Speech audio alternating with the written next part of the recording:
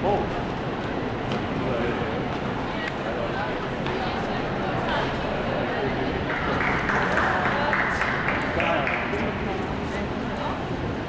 nýttum ágætis forystu á Eiríkssólum sem er hýttur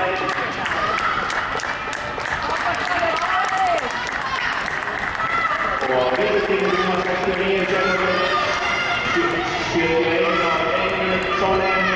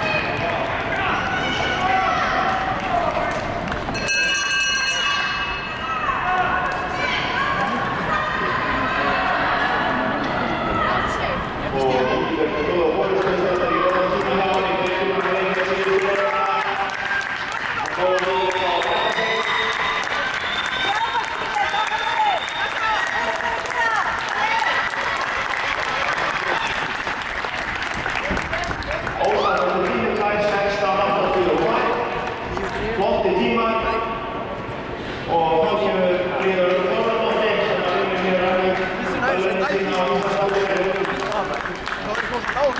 Og það er